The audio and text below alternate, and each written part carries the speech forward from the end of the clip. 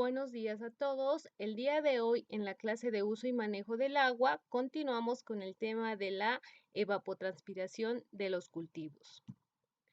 La transpiración es la pérdida de agua que realiza la planta. Como lo hemos visto en la clase pasada y como lo plasmaron en los dibujos que me enviaron, cuando existen diferentes potenciales entre la planta y su medio, ésta tiende a equilibrar sus condiciones iniciando el proceso de transpiración.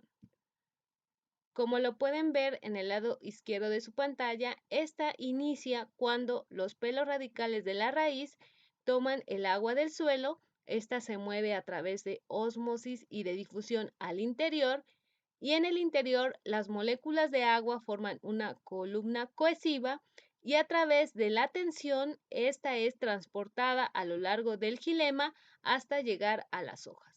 El agua se evapora en las paredes celulares del mesófilo y finalmente el vapor de agua se difunde hacia el exterior en el estómago. Como lo vimos previamente, la transpiración se genera mayormente por vía estomática y está regulada en gran parte por las condiciones climáticas. De manera nutricional, se puede regular la apertura y el cierre de los estomas y se ha reportado que un aumento en la dosis de fertilización de cloro hace que el estoma se abra, mientras que un incremento en la dosis de fertilización de potasio hace que el estoma se cierre. Por lo tanto, algunos autores mencionan que bajo condiciones de altas temperaturas se puede incrementar la dosis de fertilización de potasio para mantener a la planta resistente. En general, una provisión equilibrada de potasio permite la apertura del estoma y el intercambio gaseoso necesario para la fotosíntesis, pero también protege a la planta de la pérdida de agua cuando participa en el cierre de estas estructuras. Es importante también conocer la etapa fenológica de la planta, ya que la aplicación tardía de este elemento difícilmente nos ayudará a mantener a la planta firme. En algunos cultivos se hace un incremento en la dosis de fertilización antes de la cosecha para obtener frutos turgentes que no estén marchitos al momento de su comercialización. ¿Cuáles son los procesos por los cuales la planta pierde agua? La planta gasta agua principalmente por su crecimiento, por la fotosíntesis y por la transpiración. De estos tres procesos, el que tiene mayor demanda de agua es la transpiración. Por lo tanto, es importante medir este proceso para conocer teóricamente las necesidades de agua que requiere la planta, tratando de acercarnos lo más posible a la realidad de nuestro cultivo. Sin embargo, las plantas no se encuentran solas, interactúan con otros factores como es el suelo y el clima. Tenemos plantas que se desarrollan en zonas costeras, en zonas húmedas, montañosas, entre otras. Y en el caso del suelo, este también pierde agua por el proceso de evaporación. Entonces, en cultivos en campo, todo esto se convierte en un sistema integrado, en donde difícilmente podemos medir la transpiración de la planta y la evaporación del suelo de manera exacta. Por tanto, se debe medir juntos en lo que se conoce como la evapotranspiración. Todo esto es teórico, nada es totalmente exacto, es lo más cercano a la realidad del cultivo porque existen muchos factores que no está en nuestras manos controlar, como es el caso del clima, y esto nos permite hacer proyecciones utilizando fórmulas que calcularán la cantidad de agua que puede necesitar la planta y cuánto podría perderse por evaporación. Y así, finalmente, determinar la cantidad de agua que se debe regar. De acuerdo con la clasificación de uso de agua en México que vimos previamente en clases presenciales, que esta podía ser de tipo consuntivo y no consuntivo. El agua que se utiliza en un cultivo o para la agricultura es de tipo consuntivo. Es agua que ya no podremos volver a utilizar porque se pierde por el proceso de evapotranspiración principalmente. Se reporta que en el caso de México, la agricultura utiliza el 76% del agua de tipo consultivo y solo un 14% para el abastecimiento público o de uso doméstico. Por esta comparación, es importante hacer un manejo adecuado de este recurso. La evapotranspiración es un sistema integrado en el campo, es difícil de distinguir y se puede decir que son complementarios. La evapotranspiración de un cultivo depende del requerimiento de agua del cultivo y va a estar influenciado por el clima, la planta y la disponibilidad de agua en el suelo. En el caso del clima, hay factores que intervienen como son la radiación, la humedad, el viento, la temperatura y en el caso de la planta, el tipo de cultivo, su especie, el estado de desarrollo o la edad del cultivo. No todas las plantas son iguales, no todas tienen la misma resistencia a la pérdida de agua. En el caso del suelo, el almacenamiento de agua y su distribución son importantes.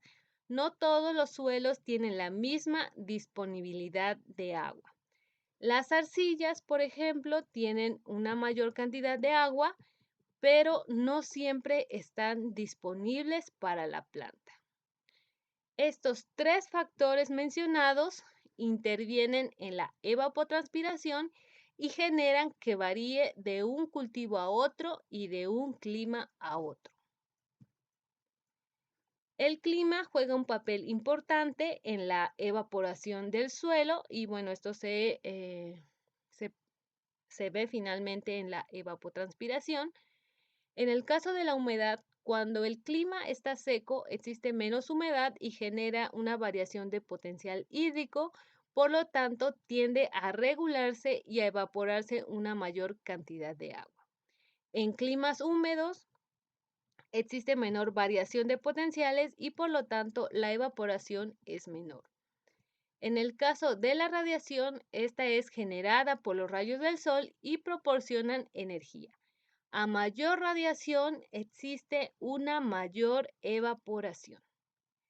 En el caso de la composición del suelo, las partículas de mayor tamaño, como el caso de las arenas, permiten que el agua se evapore más rápido a diferencia de suelos con partículas más pequeñas, como podrían ser los suelos arcillosos, en donde los espacios son más pequeños y en algunos casos retienen más agua.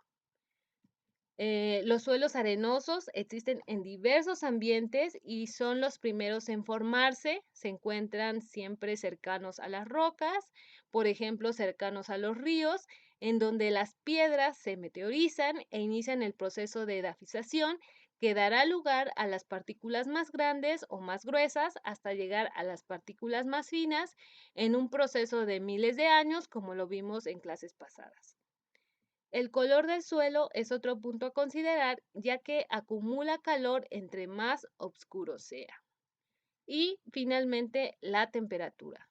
A mayor temperatura existe una mayor actividad metabólica de la planta que aumenta su transpiración.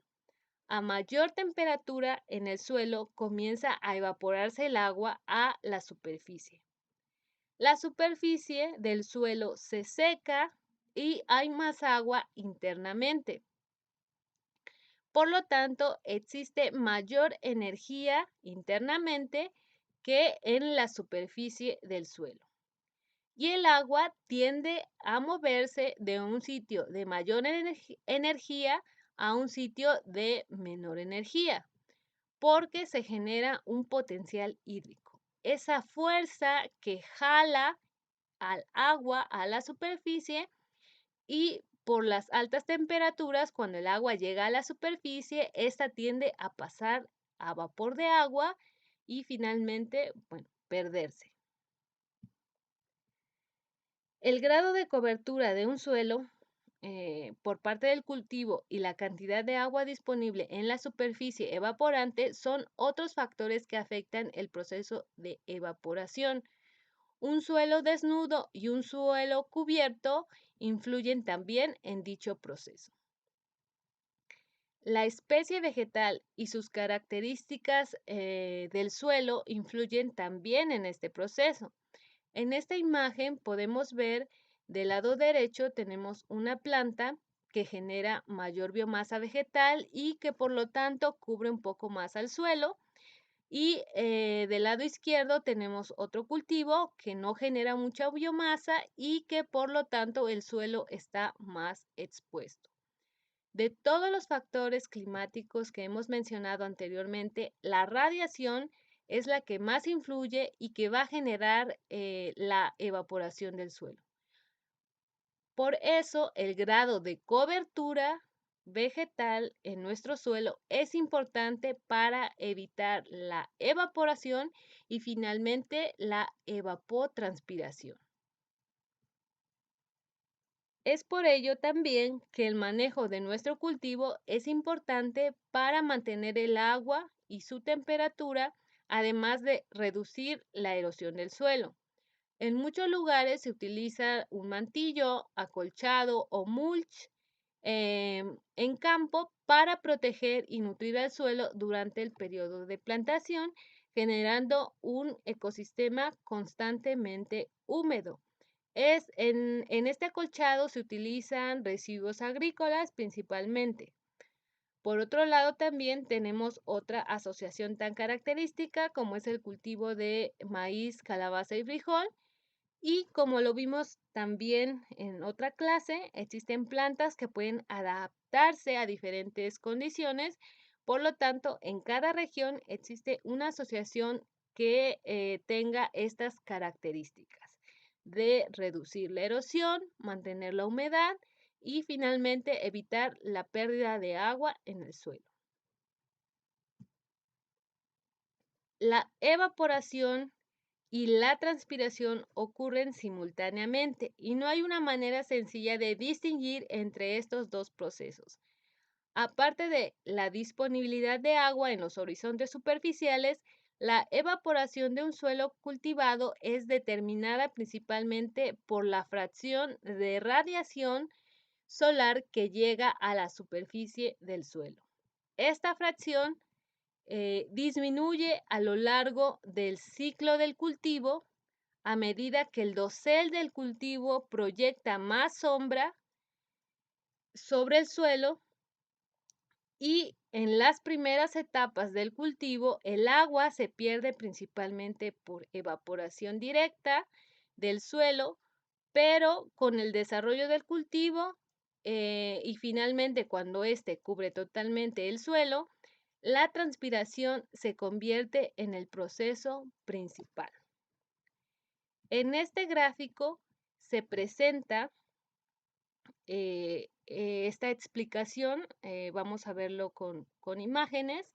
Cuando la planta es pequeña o en la etapa de siembra, esta no tiene la suficiente biomasa, por lo tanto, la radiación impacta directamente en el suelo y perdemos agua principalmente por evaporación.